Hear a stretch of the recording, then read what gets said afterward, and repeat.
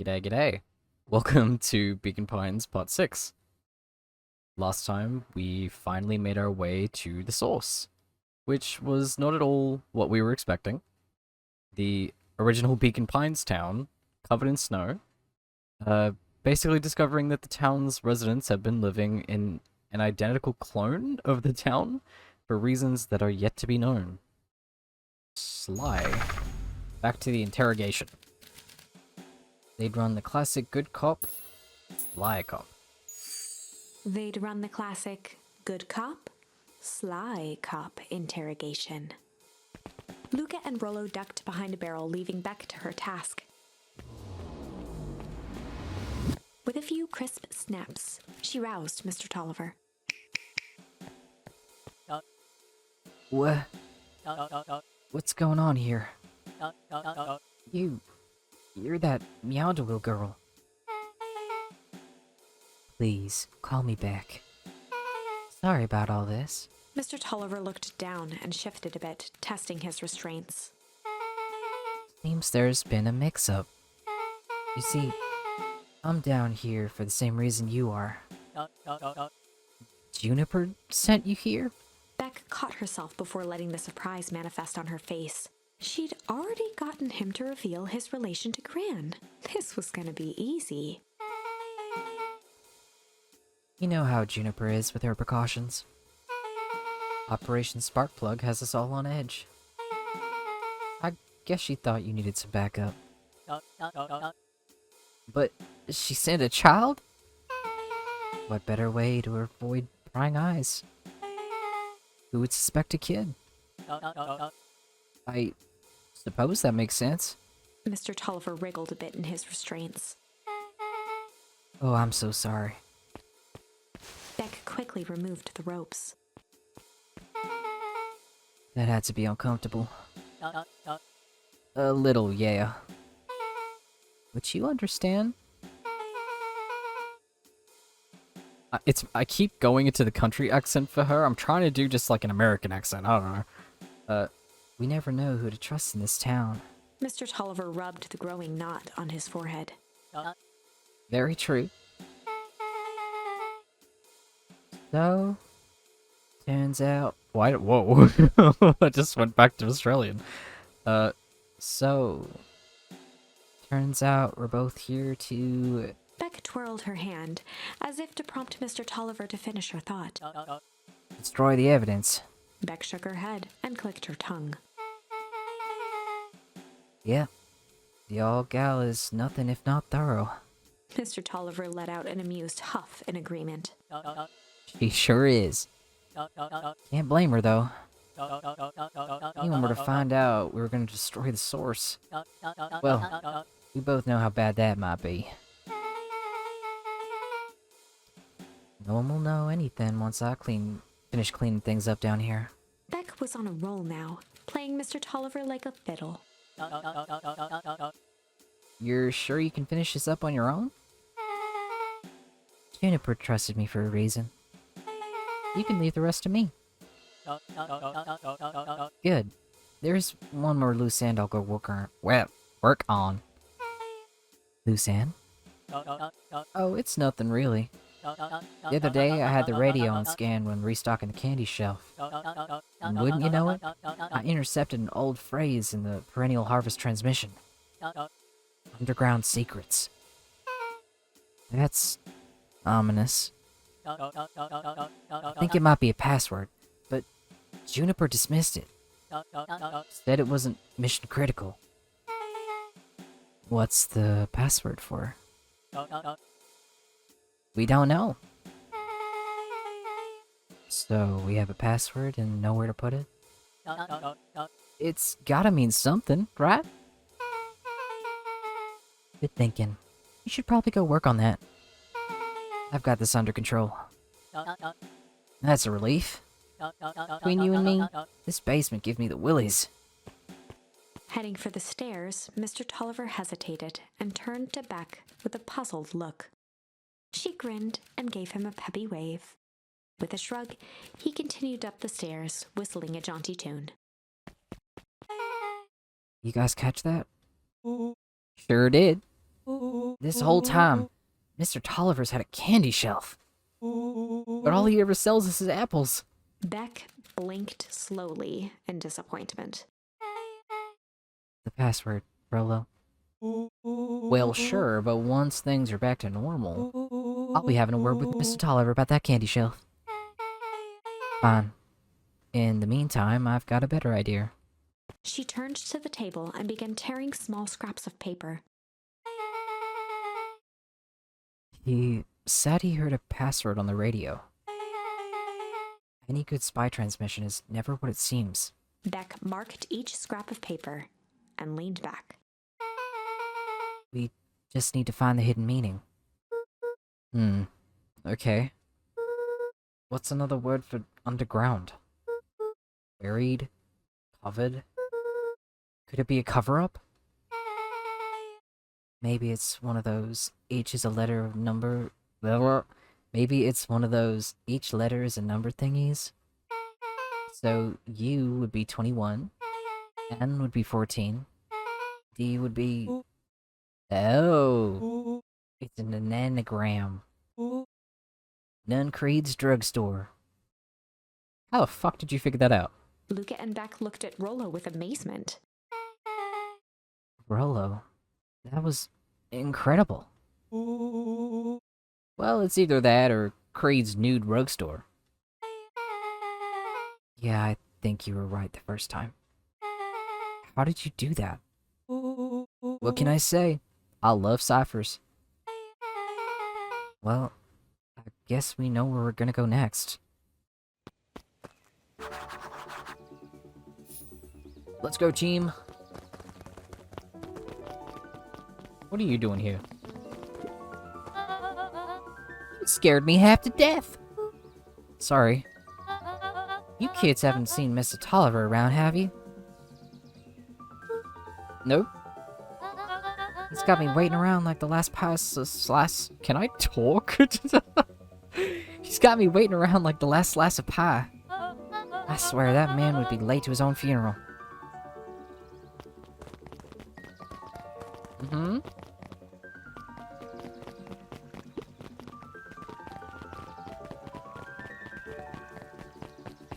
Oh wait. I want to quickly check if we have more words for the fishing with our dad. Well, flashback.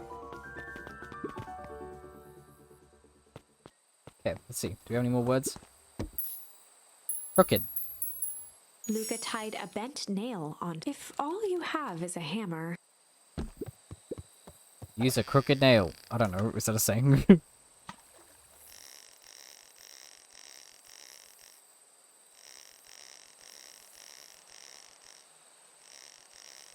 Come on. What is that? Looks like a picture? I'm just gonna guess it, going off what I can see, it looks like a picture of one of our parents with the mayor, maybe? Or maybe Mr. Nuncreed? Uncle Joseph. Who's Uncle Joseph again? Oh, Joseph is Mr. Nuncreed, isn't it? Let me see that. Huh. Look at these two young fools. How'd it end up at the bottom of the lake? Who can say? Some things are just hard to explain. I miss Uncle Joseph. How come he doesn't come fishing with us anymore? He's busy with his new job at the Valentines. What's a new job got to do with him fishing with us? It's complicated. Like I said, some things are hard to explain. Or isn't Mr. Nuncreed Joseph? I could be wrong. Okay, let's go.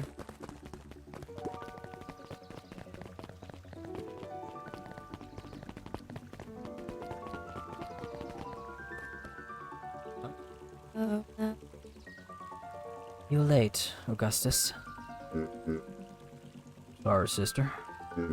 Just caught up with work. Work? You. I had a few more details locked down for the festival. Oh. What do you have to report? What is this insipid town festival really about? Think. Gus looked around nervously.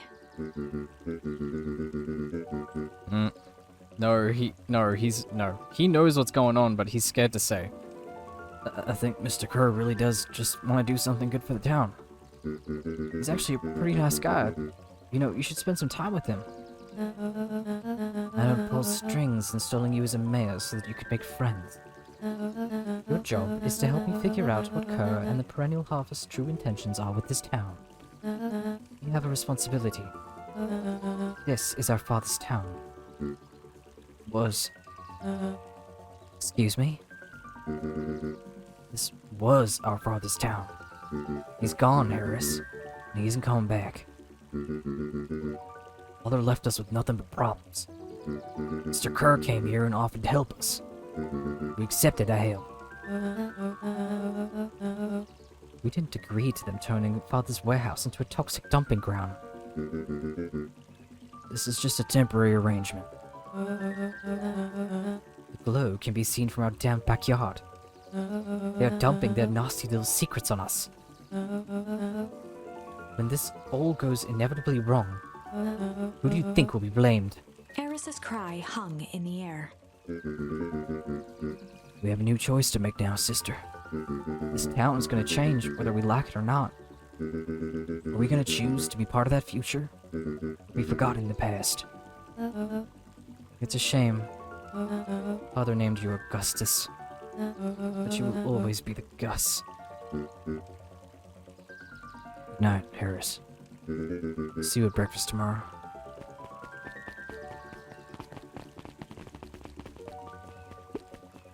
It's getting late, children.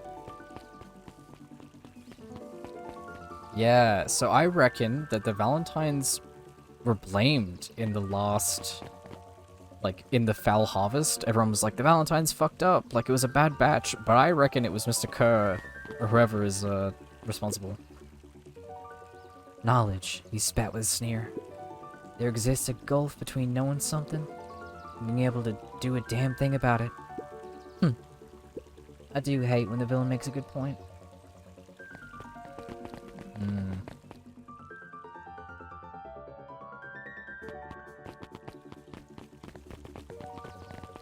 Is Dawn awake right now?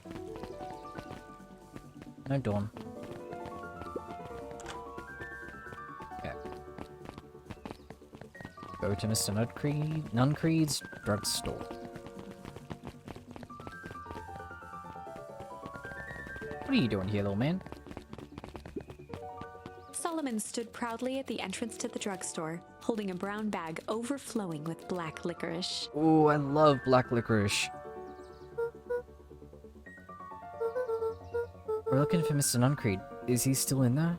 I'm afraid not. Then where'd you get candy from? You might say we have an arrangement. Solomon shoveled a surprising amount of licorice into his mouth. Oh, I want licorice now. Sometimes it's the small pleasures in life.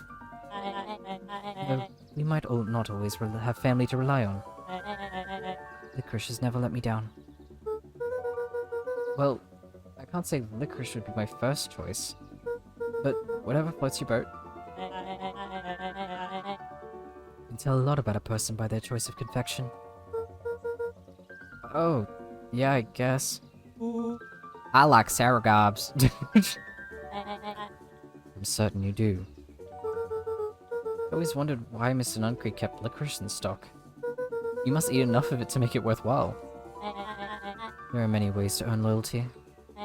For some, it's as easy as cold hard cash. Oh, that was a little hint.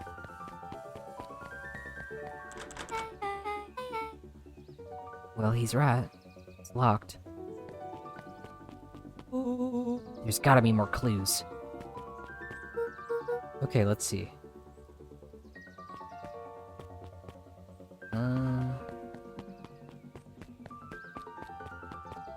Telephone booth?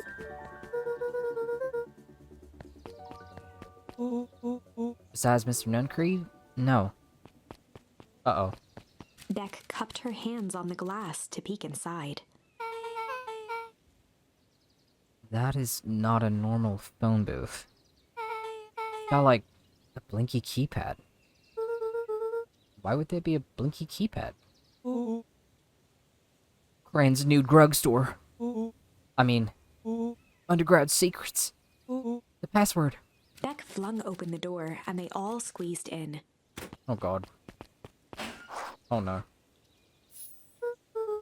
Alright, let's see here. Luca cracked his knuckles and entered the letters into the keypad. Underground secrets. Sounds like that did something. Great. Now what? I guess we... The inside of the phone booth dropped loose from its shell. Without even the space to panic, they closed their eyes, held their breath, and accepted their fate. Suddenly, the chaotic descent slowed to an effortless landing. It was unclear where they ended up, but at least it was solid ground. Oh my god. The air was stagnant and smelled vaguely of chlorine. I knew it. You knew there was a secret hub full of strange tubes under the phone booth? Of course I did. Didn't I say that? No. I definitely thought it. Luca, do you remember when I said how cool it would be if the trans-dimensional conduits from Hank Atomic Issue 12 are real? Rollo, at one point or another, you've said that about every technology ever discussed in Hank Atomic. That's why I'm such a good predictor. Looks like each of these has something written on them.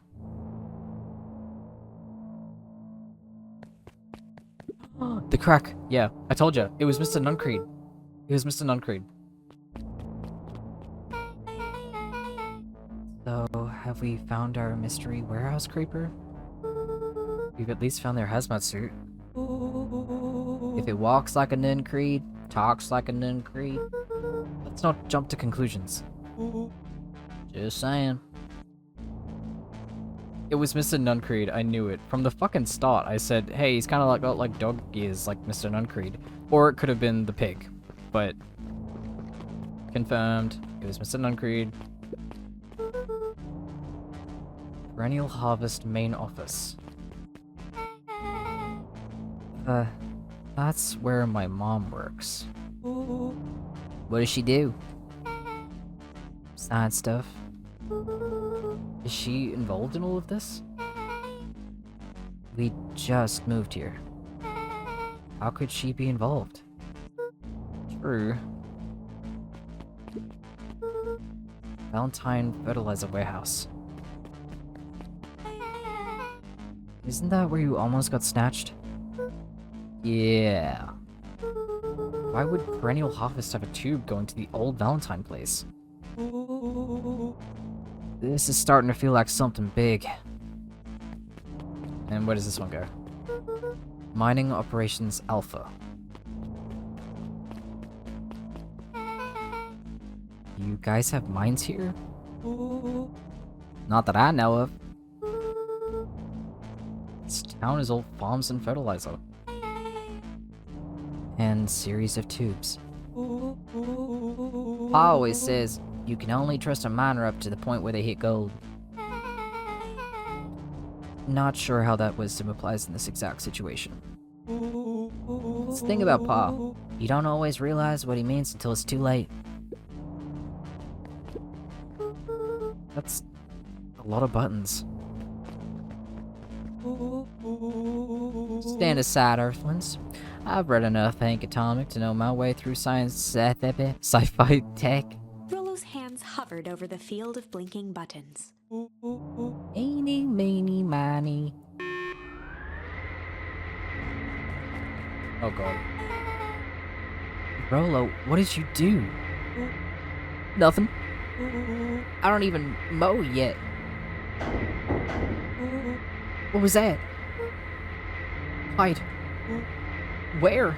There's nothing but weird tubes down here. Just get back. Oh god. Mr. Nuncreed?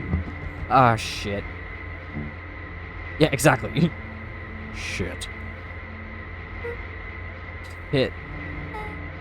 Shit. Awesome.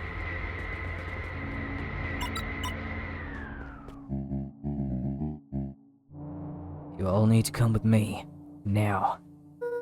We aren't going anywhere with you. Not until we get some answers. Mr. Underground Secrets. I told them it was an absurd password. They love anything that makes them feel clever. They who? That's no matter. If I can keep you hidden until after the festival, I might be able to save your skins. We don't care about our skins. Hold on now, I like my skin. This all stops now, Nuncreed. Joseph waited for a moment in silence. You sound just like him. Who? Well, you don't get to talk about my dad. You know, your father and I were friends back before. He gestured toward the strange tubes. All of this. That's a lie. It's true. I used to bounce you on my knee. What happened? Same thing that always happens. Reality. Complications. Life. We were a team, Wilt and I. Idealistic doctor and a bright-eyed pharmacist. Both hell-bent on helping folks. So you were his sidekick? No. We were partners. He helped the patients, and I helped him. Yep. Total sidekick. Nuncreed let out a growl of a sigh.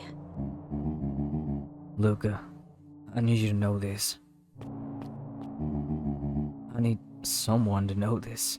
One day, Sharper Valentine comes to us. Says he's got an opportunity. He found something he didn't quite understand. He was willing to pay us both handsomely to help him understand it. And my dad said no. Father and I both believed in helping people. But the thing I could never get him to understand was it's a lot easier to help others if you help yourself now and then. Classic sidekick into villain plotline. God loved being righteous. Almost more than he loved his family. That's not true. He was wrong about one thing, though. When he begged me not to take Valentine's offer, he said, Joseph, if a person says yes one time to Sharper Valentine, he'll make sure they keep on saying yes to him until the day he's dead and gone. He shook his head wistfully. Sharper's long gone, but he still got me saying yes. Is there a point to this sob story? Not really, no. Just an old man trying to delay what needs doing. Nuncreed took a menacing step towards the children. I tried to keep you safe. I tried to keep you and Juniper out of this. But you forced my hand. Luca began to laugh. You really don't know? My gran isn't out of this. She's been scheming right under your nose. Juniper? Seems like she's planning on crashing the town's party. She's gonna disrupt the festival? Why would she? The color drained from Nuncreed's face. How does she know? Apparently, she knows a lot of things. What? Let's just say, this isn't the only underground layer we've busted into today. And honestly, hers is way cooler. She's got maps and explosives and big intentions, big man. Why are you telling him this? Nuncreed grabbed Luca by the shoulders. His eyes were frantic. You need to tell me what she's gonna do right now. She doesn't understand what she's messing with. And you know what? I sort of pieced it together a little bit ago. You remember how we hear a big boom and then the ice takes over? I think that's Gran throwing those massive explosives into the hole. Right? Into the source. but it's too much energy, and it's causing, like, the effect that Nat was talking about, how it's too much, so it causes it to basically spread. A cascade. So I reckon that's why he's freaking out. He's like, oh my god, she's gonna make that happen and we're all gonna fucking die. That's my theory. Tell me now. She's in danger, boy. I don't know. She had a map with a mark on the fountain at Times Square. Town Square.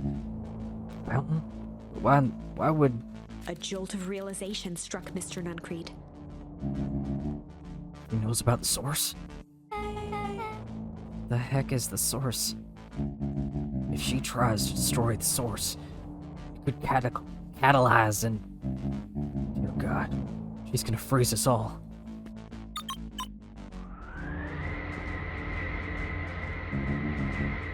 You all need to run. Run where? Away. As far away from this town as you can get. Head west, and don't look back.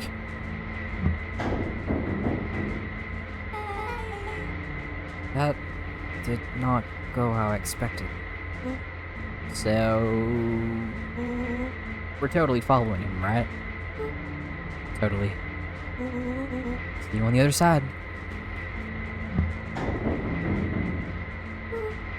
You good? Yeah. I love this town. Yeah. Chapter 8. The Cold, Hard Truth. Ooh. Beck leapt up, allowing the suction to yank her into the dark. Dimness eclipsed around her like the shutter of a camera as she seemed to cover great distance in mere moments. Her only points of reference were glints of upcoming turns, which approached with frightening speed, only to carom her gracefully along.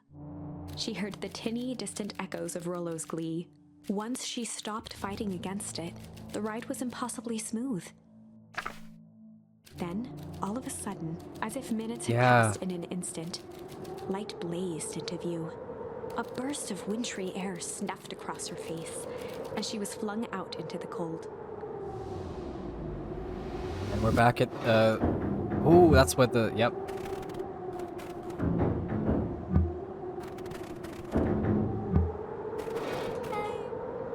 That was... intense? Yeah. I think I might have parted with some fluids in there. Any idea where we are? Somewhere cold? Doesn't look like it got it on any of us. It didn't feel like we traveled that far. So where did it all go? He's just... he's just questioning where the fuck is... I guess he threw up. This place sucks. Why would anyone even want to blow something up out here? Only one way to find out, I suppose. We gotta catch up to Nuncreed. I think he went this way? Let's go. Oh, wait. Can we go back and reveal the grave? No. Okay.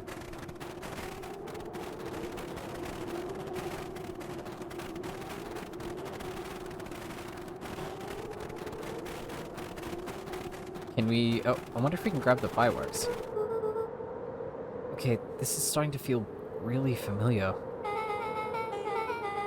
I may not be the most well-versed in all things Beacon Pines, but this does look like some sort of frozen replica of town. I got it.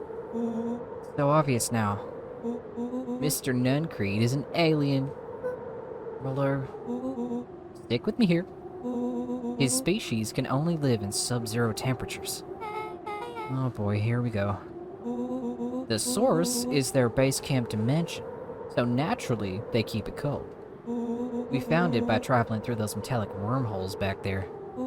And the final objective, kill us all and shapeshift into a Beacon Pines citizen of their choosing. You never really had me. But you very much lost me there. You get used to it. You should keep moving.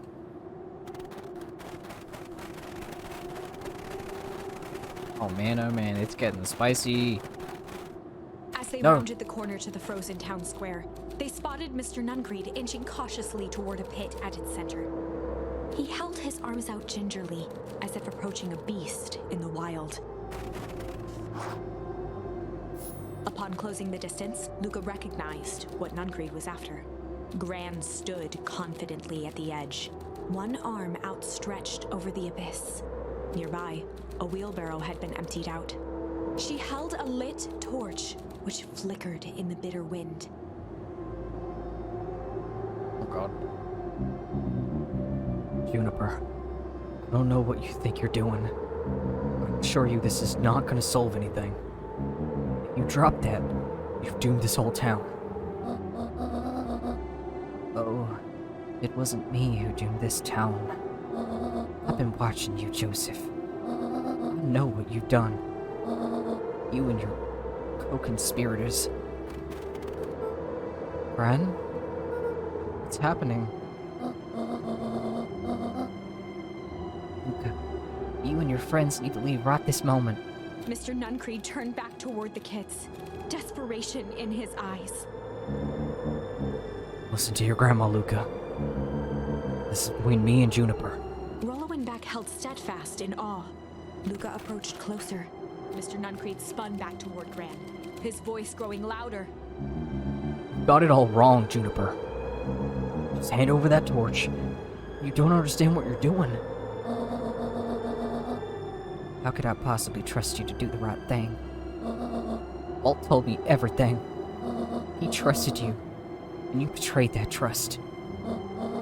Luca, did you know that this man's entire life is a lie? If it weren't for him, your father might still be alive. Mr. Nungreed winced with anguish. His voice hardened. It's not true. They both now yelled, not to each other, but at fate itself, making their peace with long-held burdens. The wind howled with encouragement. Walt was like a brother to me. We just had different ideas about how to affect change. Very convenient that your way just happened to line your pockets. It's not fair. They menaced at each other, both catching their breath. The moment balanced on a knife's edge. Oh god. Oh god. Amid a blur of emotions and memories, Luca's mind flooded with questions. The wind calmed, as if to give him the stage. Okay. Or weep? I don't know which one would give us, like, the ending that's not the true ending.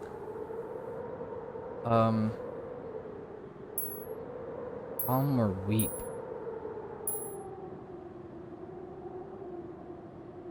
I'm gonna go weep. And in the stillness, he began to weep. It was all just too much. Falling to his knees, Luca whimpered softly. The tears crystallized as they hit the snow. Gran stared at Luca for a moment with warm sympathy, remembering why this was all necessary. This'll all make sense soon, Luca. Then everything can go back to normal. I promise. She stiffened up and brandished the torch at Mr. Nungreed. You can't hide behind those people any longer, Joseph. Once their precious source is destroyed, you'll see where their loyalties fall. Juniper, don't. Ignoring his final plea, Gran flung the torch into the deep darkness. We're all dead. She smiled and exhaled in relief. Mr. Nungreed moaned in resignation. The torch echoed as it ricocheted down the hole, punctuated with a thunderous thud.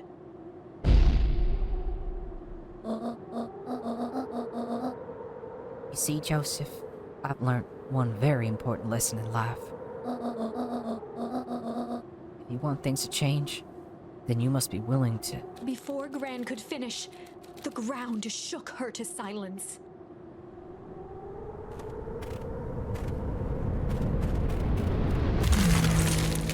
Ooh. I mean, we knew it was coming, but Gran still. only had time to spin around and run to Luca. So did she know that was gonna happen? Her attempt to shield him, an honorable but trifling act. Unflinching love, pitted against an unthinking No, I don't think horror. she knew. There was no contest. Her warm embrace froze in an instant. That is where they remain, fixed in place, forever. And so, our story ends on this melancholy scene. In a town brought low by its secrets, sits the frozen statues of a misguided band of meddlers. The end. Well, that was dire. A little bit. On the bright side, we finally figured out where all the ice is coming from. Now, we just need to find a way to deal with a mystic, unfathomable force of nature. Okay. Let's see. We still only got one...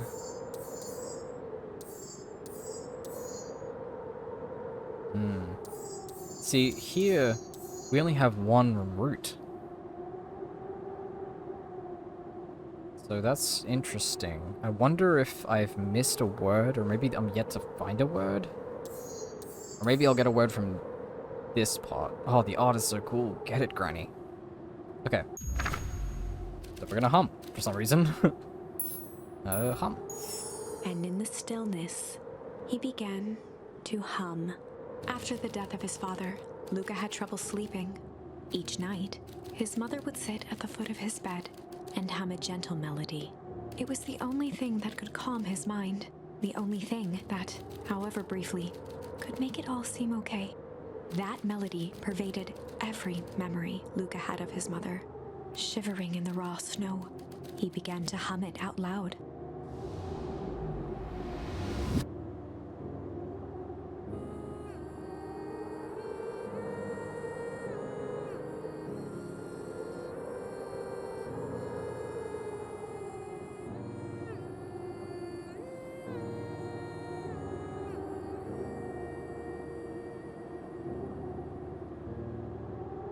Gran lowered the torch, listening closely. As recognition slowly set in, her heart sank. Those countless nights of consolation, the incomparable loss they shared together. She let the torch fall to the snow and sizzle out. A few steps toward Luca was all she could bear before dropping to the snow herself.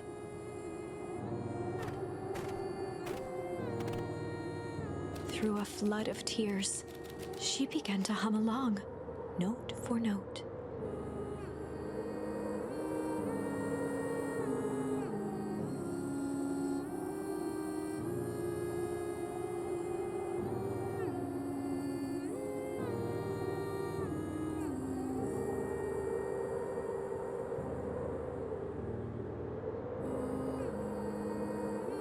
Luca lifted his head in astonishment.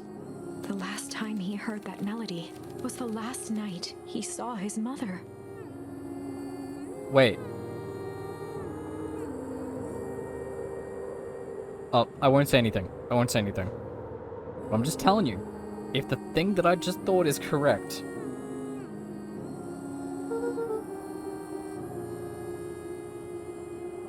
How do you know? I'm so sorry, my little buckaroo. Buckaroo. Oh, I knew it, I knew it, I knew it. I knew it. That was what I was thinking. The only people who call me that are my dad and your mother. Luca blinked through blurry, watery eyes, trying to see more clearly. He could just make out the impression of a familiar face. He peered across the snowscape at the woman on her knees. Something about her was undeniably his mother. I knew it. Oh, I knew it. That's literally the second they said that, I thought, oh my god, it's his fucking mother. She's been aged from the oozy stuff, because that's what it does to them. Only smaller, older, changed. Mum? That's right, Buckaroo. Mum. Luca sprinted as fast as he could toward his mother. They held each other close, and the cold retreated from their bodies. Eleanor? I thought you were... gone. You should have known I would never abandon my son. Eleanor looked down at Luca, tightening her embrace in an appeal for forgiveness. How? You're a smart man, Joseph. I thought you would have pieced it together by now. You were exposed. Mom, I don't understand any of this. What happened to you? Where did you go? Why did you leave me?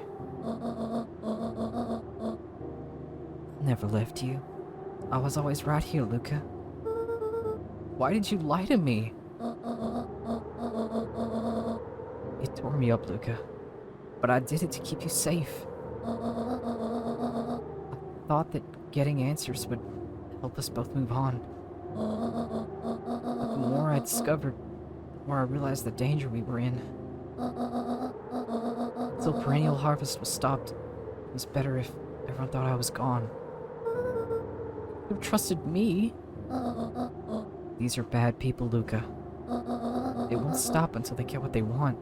And they don't care who gets hurt in the process. Then, what do we do? We have to stop them. Joseph slumped into the cold, wet snow. They can't be stopped. This is too big. I tried beating them at their old game. I'm done fighting fire with fire. For the first time in a long time, her voice felt like her own again. No more lies. I see now. There's a better way to stop perennial harvest. Cold, hard truth. Luca gazed down at Nuncreed with pity. He looked small. Joseph stared into the snow, as if searching it for answers. Come on, everyone. We've got a party to crash.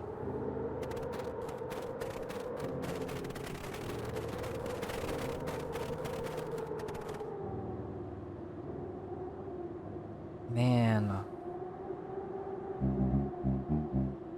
You don't understand. He always wins. Chapter 9. I don't think Shop is dead. The Devil You Know. 7 months ago, Eleanor Van Horn crept down the maze of sterile hallways under perennial harvest. She stopped in front of the large steel door marked Deep Engineering. No turning back now. She raised a trembling hand. The stolen keycard worked as promised, and the door buzzed open with mechanical efficiency. She was immediately hit with the smell of disinfectant. It was some sort of laboratory. In one corner was a desk covered in papers.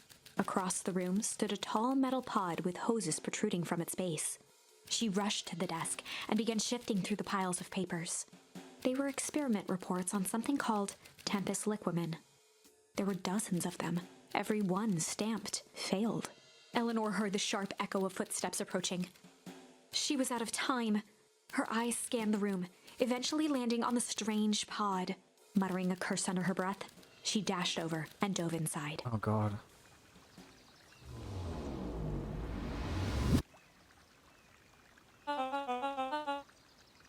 And this is what change is all about. Granny coming through. Grabbing the future by the scruff of the neck and making things happen. Change is a choice. I am tickled pink that we will all be making that choice together. How great is that? This man is a liar. Excuse me? I will not.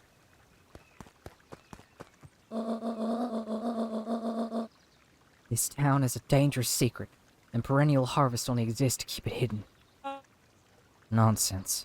They picked up the whole damn town and moved it right under our noses. You aren't making any sense, dear. Mr. Kerr addressed the crowd with a sarcastic tone. Imagine such a thing. It's absurd and just plain impossible. They promised me they could fix the foul harvest. They told us they would clean this place up. We just had to leave town for a few days. But while they had us evacuated... Miss Hartford, I'm afraid I'm gonna have to ask you to... You're afraid of a lot of things, aren't you? You sniveling little worm. This is growing tiresome. A little help, please? Don't you all see? This festival's a sham. An excuse to have the whole town gather in one place. They're planning something awful. I don't know what, but these people are wicked. Don't listen to her. She has absolutely no proof. I am the proof. I am Eleanor Van Horn. Whispers filtered through the crowd. Well, aren't you just as sneaky as the Dickens? We all knew Valentine's fertilizer was too good to be true. And now this whole town is paying the price. Ladies and gentlemen, I am so sorry about this disruption. My associates will take this obviously disturbed woman somewhere comfortable, so that she can get the help she needs. Mr. Nuncreed, he's not the one who's disturbed. You two-timing clown. You all know there's something wrong with this town. It's just easier to look the other way. The truth is... Eh? Oh my god.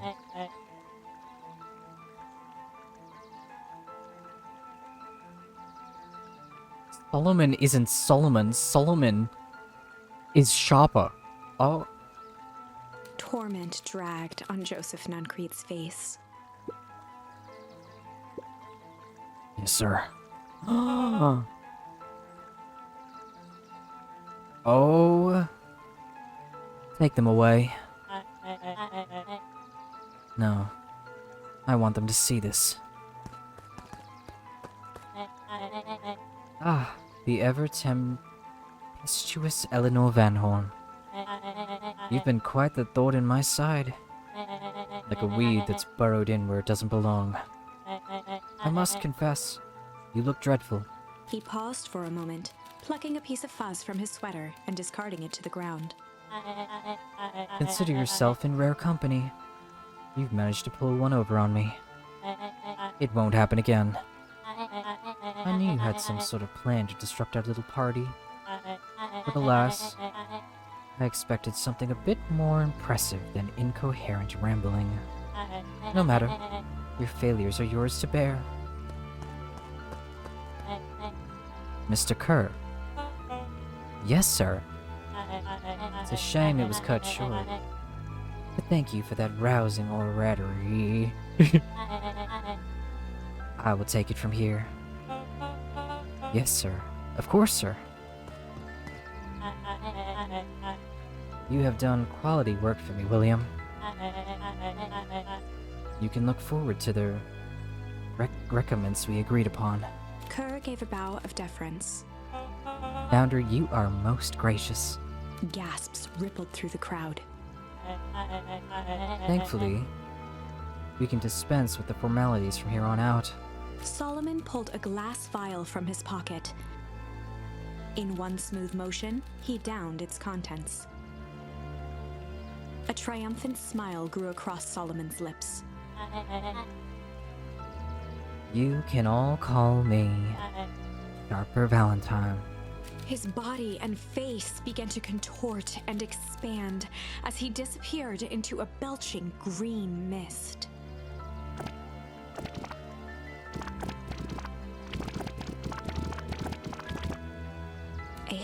Unleashed horror gripped the crowd. Mm-hmm. This is a story about change. What? No.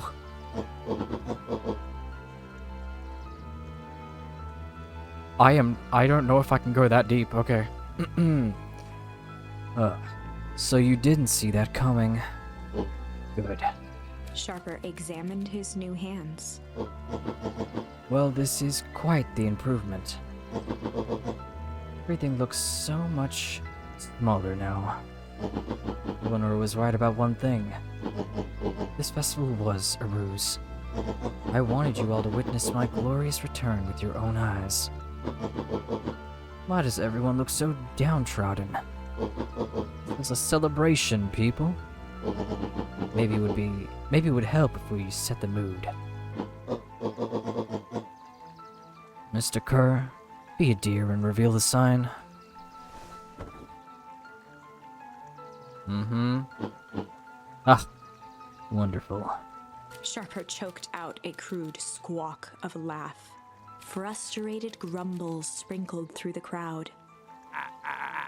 Sharpie, you malicious bastard. Ooh, another word. I'm glad you're back so I can tell it to your face.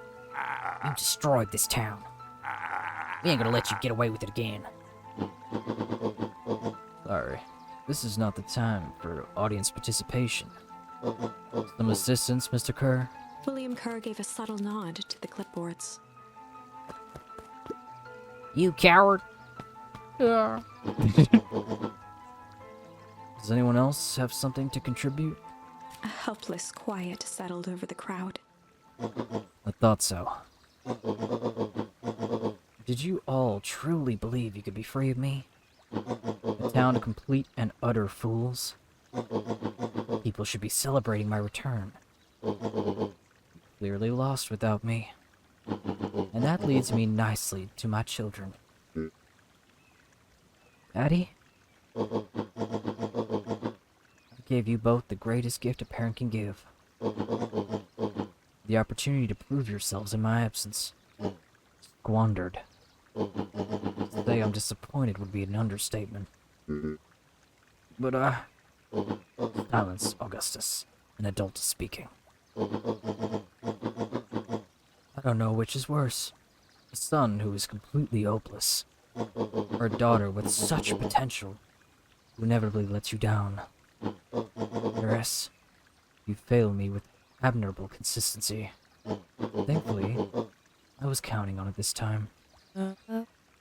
Father, I have been wasting my time, my dear. What have you accomplished? I was focused on cementing our legacy.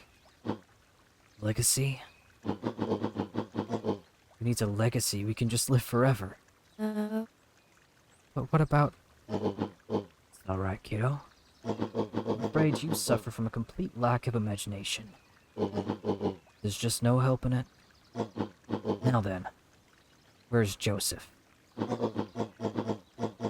You didn't take the opportunity to slip off, did you? Ah, there he is. Everyone should give him a hand. None of this would have been possible without Joseph. I think you've said enough. Nonsense. The people deserve to know how helpful and loyal you've been. I only did what I did because he left me no choice. You always had a choice, Joseph. You were simply too weak to take it. No matter. Cheer up. You're about to be rich beyond your wildest dreams. You should follow Mr. Kerr's example.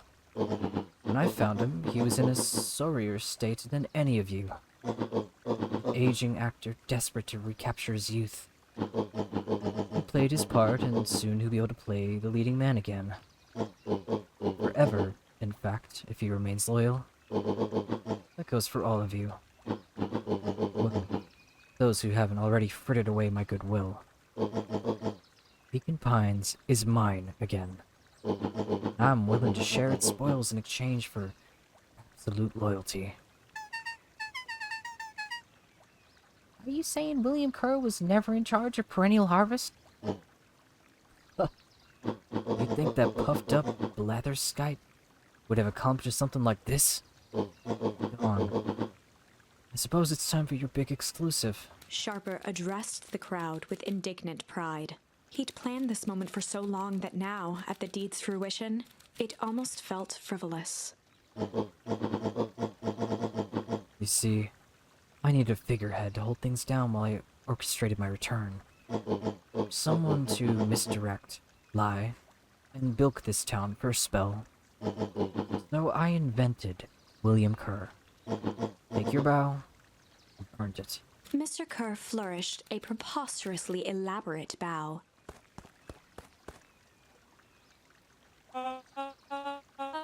What the fuck kind of name is that? Patrick C. Montesquieu, lesbian extraordinaire, at your service. Founder, I just want to thank you again for this opportunity. It truly was the role of a lifetime. Wait. So this Bill Kerr was a Pat C this whole time? Now that your secret's out in the open, what's to stop this town from rising up against you? Oh, that's the delicious part. Fear. Thanks to our clipboards, I know what each and every person in this town fears most. And I will make those fears manifest to anyone who steps out of line. The choice is simple. I'm not afraid of you. The young hero. I've kept a keen eye on you, boy. You and your friends made a habit of disrupting my plans. What a pity. If things would have gone a bit differently, you might have had your moment of triumph. But that's fate for you. You can't do this. Oh, but I can. I have won. Never underestimate what a great man can do given time. And now, time is my plaything. Perhaps the most expensive thing I've ever bought, but well worth it. Sharper coughed up one final laugh and cracked his knuckles. Enough chit-chat. Let's get to work, shall we? And so, Sharper set about remaking the town in his own image. The fertilizer factory soon reopened for business. Sales rose steadily as more and more farmers across the countryside began to swear by its miraculous properties. Beacon Pines became famous, a secretive town that, for the right price, shared its gifts with all. Gifts that became more and more necessary in a world where winters grew longer and longer. Ah. The end. This is wrong, but things are becoming clearer now. You can feel it, right? We can't let Sharper win. He might just be the key to this whole thing. Let's see. Okay. I think we're getting close. Where does it branch? Yeah, here. Yeah. Does it branch here at all? Nope. Yeah, so when Mr. Nuncreed, when we talked to Mr. Nuncreed, right? And this is when he's like, what are you doing out this late? Blah, blah, blah. And he's like, I was just at the factory and like a guy almost grabbed me, blah, blah, blah. And Mr. Nuncreed's like, I really tried my best. Yoink. And then we get yoinked into oblivion. So this, I guess, is where it branches. There was a malice lurking behind his eyes. There was a malice lurking behind those eyes, like a trap ready to spring. Luca felt the weight of Nuncreed's hand on his shoulder. Something wasn't right. He didn't know why, but something was telling Luca to get out of there. I just want this all to be over. Of course. I'm sure it'll all work out soon enough. I should get going. I told Roxy I'd check on Rollo at the treehouse. Luca twisted free of Nuncreed's grasp. Of course. Luca. You know, your dad and I were good friends back in the day. You can come to me with anything. Anything at all. Later.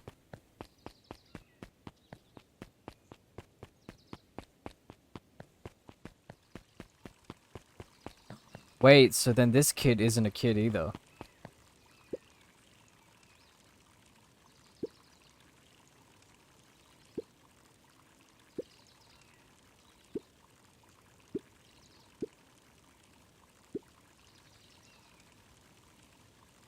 Oh, I see, I see. The two scurried off, eagerly formulating a plan. Yeah. I reckon it's okay, so that kid, the other kid in a suit may not be a kid as well. Oh. Identify yourself, please. Nellie Moldwell. I work here now. I'm unable to locate you in our staff roll. Oh, I don't start officially until tomorrow. Mr. Kerr said I could come in early tonight to get a few things done. Hold, please. Clearance authorized. Thank you. Our harvest awaits. That hasn't happened before. Well, you could get a wrench to the noggin sneaking up on a guy like that. Don't scare a man while he's junking, Sonny. Evening, Jeff. Isn't it kind of late to be junking? I might as well ask the same thing of you. Find anything good? Ever since the perennial harvest moved in, even the junk is trash. You learn a lot about a person by looking at what they throw away. This bunch, it's all shredded paper and coffee cups. Well, I better get going. I didn't see nothing if you didn't see nothing. See what? Exactly. Oh, doing all these voices that are on the deeper scale is hurting my throat. I'm drinking water more often. Ah. Ooh. Okay. Free house. Let's see, have we got any more fishing? I don't know if we finished all the fishing. Yeah, it looks like there may be a spot for like one more. Luca gently good for Okay. Free house. Roller? He aired a long holler into the woods. Roller. Roller, wherever you are, I hope you're okay. Luca felt his eyes getting heavy and plopped into the beanbag. He conceded to its lumpy embrace.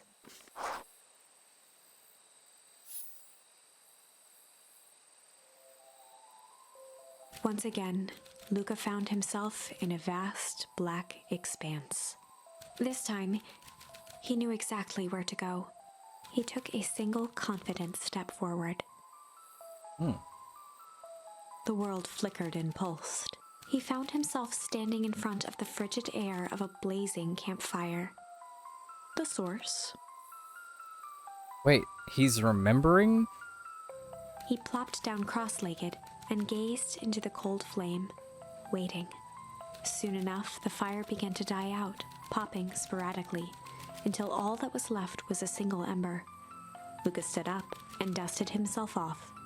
He plucked the glowing ember from the cold ash, examined it, and slid it into his pocket. A keepsake. The voice of his father spoke behind him. "You made me proud, Buckaroo." Luca turned to face him. "Dad, what is this place?" A warm grin grew across his father's face. "A place where everything that has been and everything that could be all wait together." Luca found himself staring at his father's face, trying as hard as he could to memorize every single detail. Wait? For what? Another voice spoke out as Luca's doppelganger stepped forward. "That's up to you." Without knowing why, Luca began to weep. Is any of this real?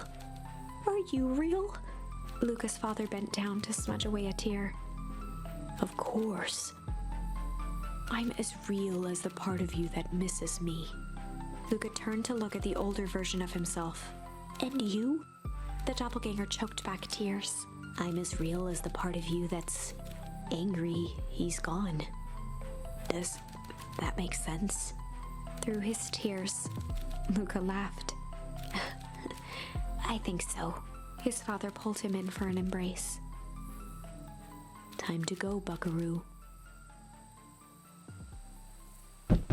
Luca was startled from his dream by a banging on the floor. I don't know what voice to give you. Are you in there? A commanding voice rumbled from below.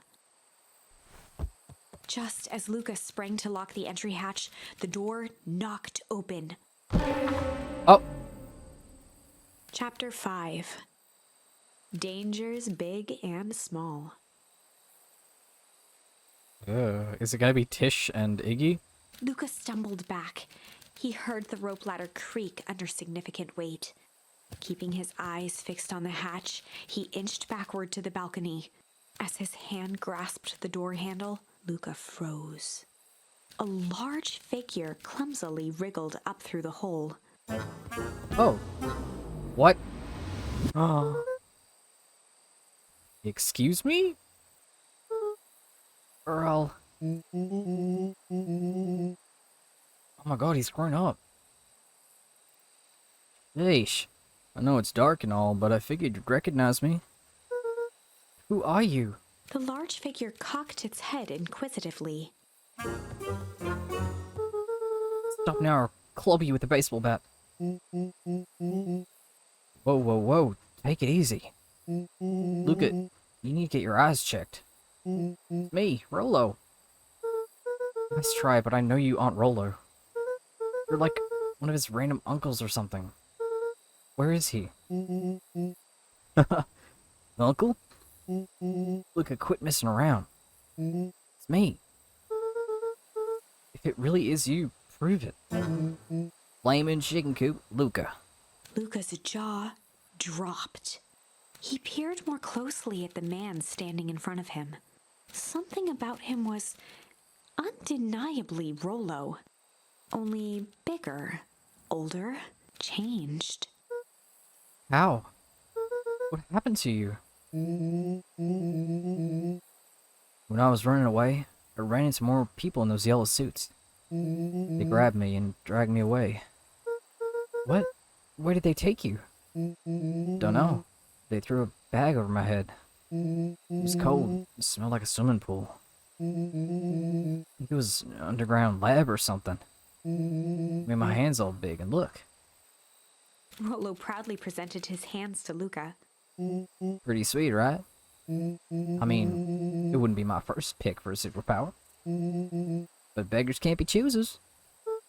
Rolo, it wasn't just your hands. My feet, too? Dang. Paul just made me new shoes. Wait, Luca, why are you so small? Luca moved to the side and pointed Rolo to his reflection in the balcony window. What the? His hands shot up to his face. Holy... Told to do. Rolo, what did they do to you? They made me drink some sort of green crud. Ew. Actually, it wasn't too bad. Kinda tasted like licorice. I passed out and woke up like this. And then I sort of smashed open my cage and escaped. Oh, you smashed open a cage? Kinda. At least, I think I did. It's all kind of a blur. They had you in a cage? Who are these people? I don't know who did this to you, but we're gonna fix it. Fix it? This is awesome. Well, I'm just glad you're safe now. Look at, you don't need to worry about me. Sure, I got snatched, but look at it this way. I got snatched. I know where snatched people go. We may finally have a lead on what happened to your family.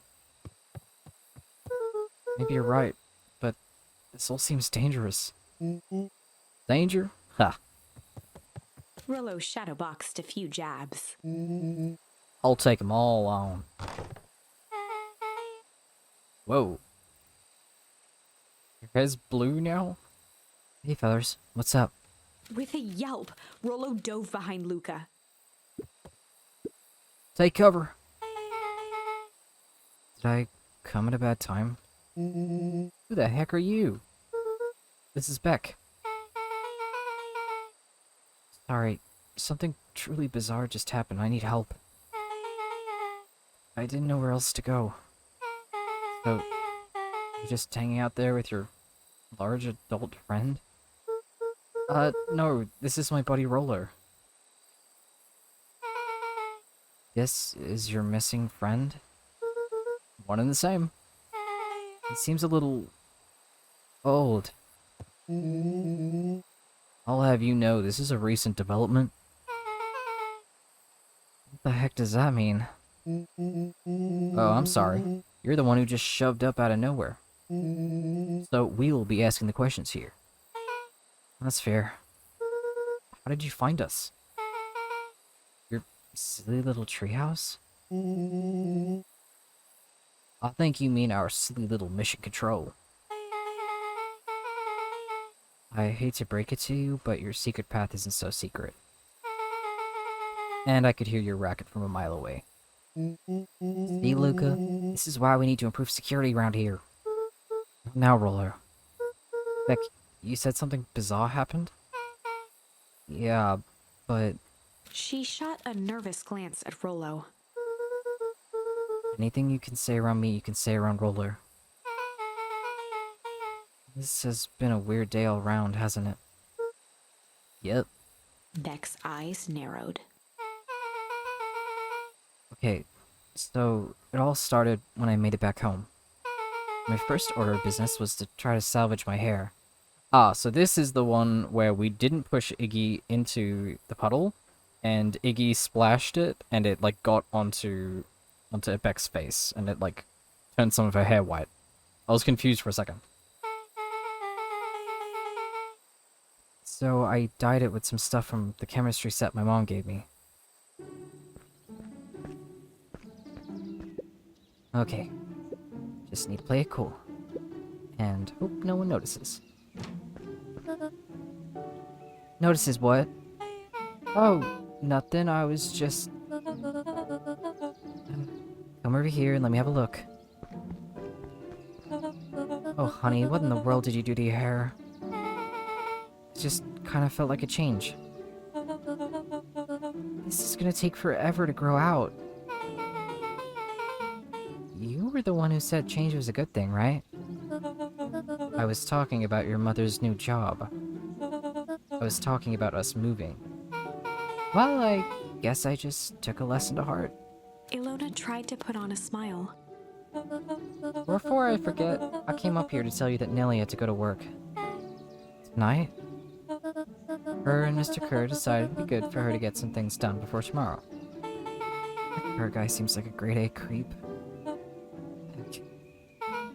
He is! Him and his weird cult personality. You are not gonna ruin this job for Nellie. It means too much to her. Oh, I know exactly how much it means to her. It means enough for her to exile her daughter into this podunk town.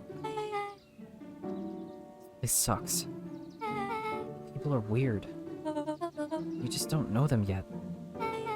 It's cold. We're in the mountains, you'll get used to it.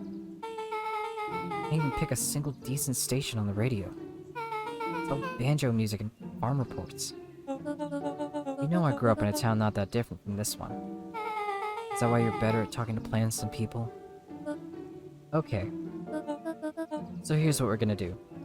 First of all, you're grounded. What? In the morning, I'll have Nellie come and see what we can do about fixing your hair. You need to look presentable for the festival. But not another peep. She sighed, and after a moment, looked down at Beck sympathetically. No, moving is hard, honey. That doesn't mean you have to make yourself miserable all the time. Other people seem to have that covered for me. Oh, and if you decide to rebel by dyeing your hair more, She flashed a sly grin and tousled Beck's hair. I'll just shave it off for you. Think of how rebellious you'll look then. Very funny. Thank you. Good night, sweetie. Good night, Mom. Wait. First of all, this town does not suck. Second, you need help because you got grounded? No. I'm sorry you got in trouble. It's my fault your head got screwed up in the first place. Don't worry about it. I actually kind of like this look. Great. Can we get back to the story now? This next part is the important bit. I have this radio I upgraded with my mom when I was too angry to sleep. So I tried to dial in something worth listening to.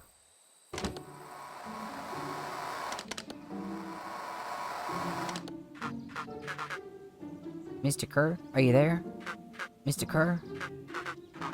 Yes, I'm busy. What is it? Apologies. I have the founder on the line. Patch him through immediately. One moment. Hello, sir. It's so nice to hear from you. Skip the pleasantries. What's your report on our new lead researcher of deep engineering? Nellie I don't know how to say that name. Nellie Modwill seems to be integrating quite nicely. At this very moment, she's working to help us meet our deadline. She offered to work overtime before I even had the chance to suggest it. Excellent. And you have faith that she's capable of finishing the work left by her predecessor. Her work must be complete before the festival.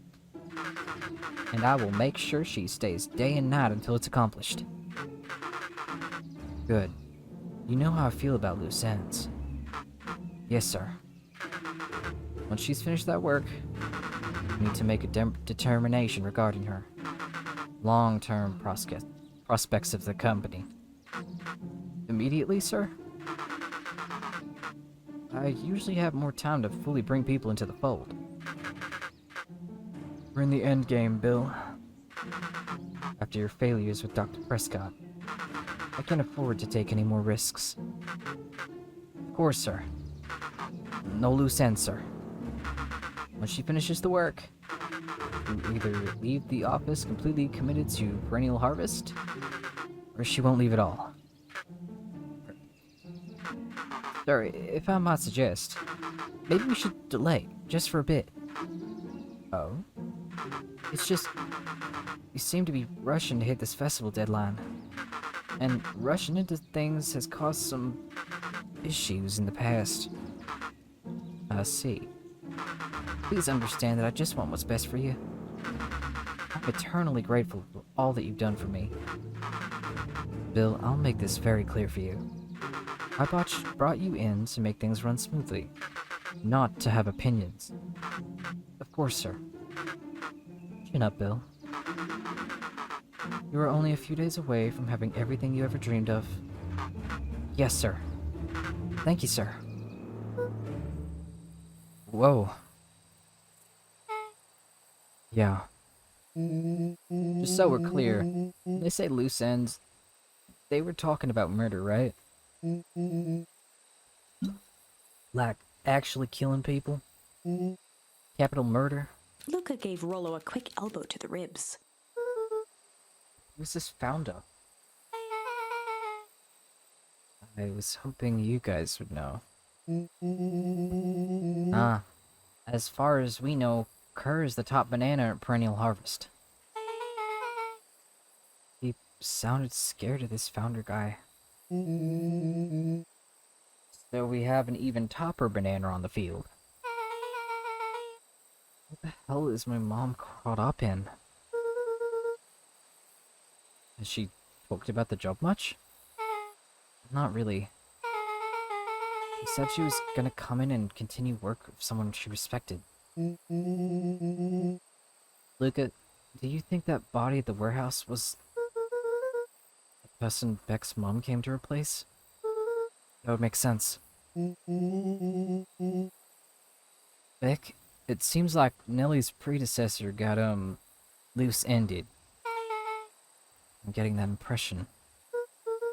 So, okay. We need to get your mom out of there before the festival happens. That's 2 days away. Won't she just come home after work? The creep on the radio said they were gonna hold her there until then. So if she's not coming out, we gotta go in and get her. Beck flicked a large sheet of paper out of her pocket and slammed it on the floor. Maybe this'll help. You have blueprint? Blueprint? Well, it's really just a welcome mat for my mom's PH orientation day. But it shows the layout. Sure looks like blueprints to me. Look, there's the reception area. It's a big room marked Founder's Office. It even has the exits marked. Guys. We have a deadline. We have an objective. We have blueprints. You realize what this is, right? Rollo started to wiggle with excitement. I think we're heisted. This is officially a heist. Chapter 6. Please don't branch. The Heist. They spent the night's end huddled around that small map, formulating a plan to infiltrate the headquarters of Perennial Harvest. It would be no small feat. A modern facility equipped with all manner of technology, not to mention the swarm of clipboards that would most certainly be scattered throughout. By the time the sun began to peek through the car window used as a makeshift balcony door, all were in agreement. This could just work. The final day before the festival would be used to prepare. They'd need to pool every resource at their disposal, pull every favor with a thread. Even enlist some unsavory characters around town with important tasks only they were suited for. Luckily, there was enough ill will and mistrust toward Perennial Harvest that alliances could be found at a bargain. Luca, Beck, and Rollo rubbed their eyes as they exited the treehouse. They hadn't slept at all that night. There was no time. The festival was to begin in 1 day, and they each had their assignments.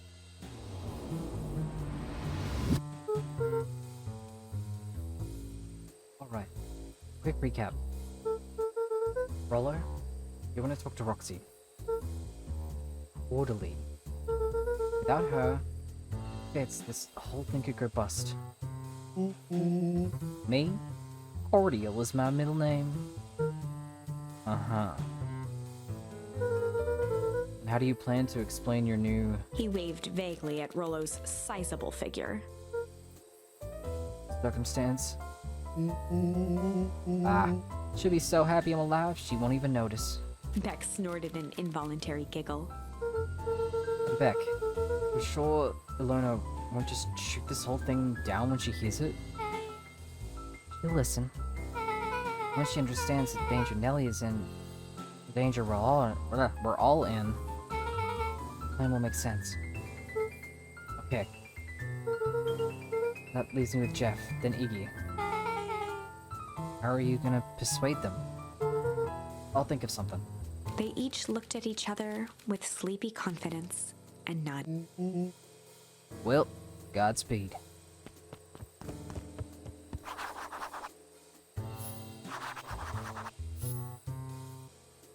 Okay, so we are once again at the hour mark. I thought that we were getting really close to the end. So we are going to take another break here and continue on another time. Again, I thought that like a few parts ago we were going to be wrapping up, but yeah, we're still going. I'm still loving it. A lot of twists and turns, a lot of really cool stuff is coming out. But I think the next one will be the last one. I really don't know at this point, so we're just gonna have to wait and see. Okay, bye.